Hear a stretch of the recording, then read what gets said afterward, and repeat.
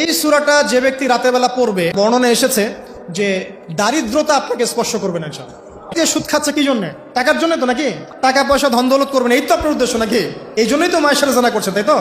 আল্লাহ বলছেন সূরা ওয়াকিয়া পড়েন, আপনার দারিদ্রতা দূর হয়ে যাবে ইনশাআল্লাহ। বিশ্বাস হচ্ছে না?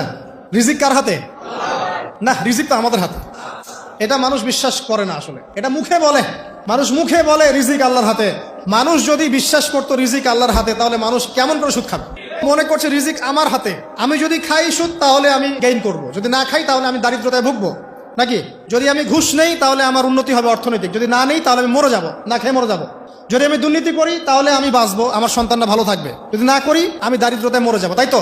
এই কনসেপ্ট ছাড়া কেউ এগুলা কাজ এমনি করতে পারে নাকি? নিঃসন্দেহে আমরা মনে করি যে রিজিকের মালিক আমরা, আল্লাহ নয়। শুধু মুখের মধ্যে বলি যে রিজিকের মালিক আল্লাহ। রিজিকের মালিক যদি আল্লাহ হতো তাহলে আমি হালাল পথে থাকতাম এবং তাওয়াক্কুল করতাম যে আল্লাহ আমাকে যা রিজিক দিয়েছেন তা তো আসবেই, আসবে না? আসবেই।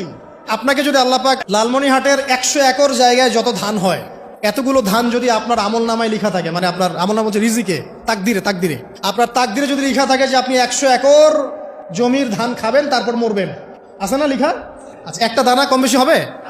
আপনি যদি আল্লাহর প্রতি তাওয়াক্কুলই করেন তাহলে আপনি হালাল পথে থাকবেন, বিশ্বাস করবেন যে আল্লাহ পাক যেটা লিখে রাখছে আমার তাকদিরে রিজিক, এর একটা দানা রেখেও আমি পৃথিবী থেকে যাব না, সিম্পল। তখন আপনার অন্য পথে যাওয়ার কোনো কারণ নাই। আর যখন আপনি বিশ্বাস করবেন না, না এটা আমার হাতে, আমি যত পরিশ্রম করব তত রিজিক বাড়বে, আমি যত ঘুষ নিব তত বাড়বে, রিজিকের এই পুরো দায়িত্বটা আল্লাহ পাক আপনার হাতে ছেড়ে দিবেন। আল্লাহ পাক আপনাকে কোনো বারাকা দিবেন না।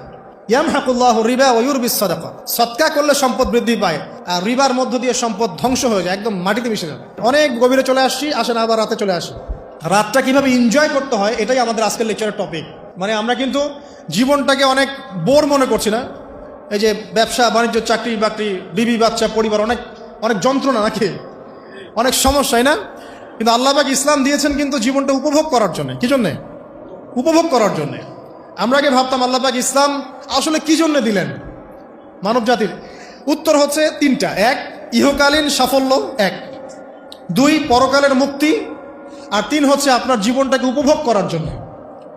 আপনি জীবনটাকে ইসলাম দিয়ে যেভাবে উপভোগ করতে পারবেন অন্য কোনো বিষয় দিয়ে পারবেন না। দেখেন কিভাবে, রাতটা নিয়ে কথা বলি। এই যে রাত হয়ে গেল, আমরা আয়াতুল কুরসি পড়বো, আমরা সূরা বাকারার শেষ 3 আয়াত পড়বো, সূরা মুলক পড়বো, আরেকটা সূরা বলি সূরা ওয়াকিয়া। কোন সূরা?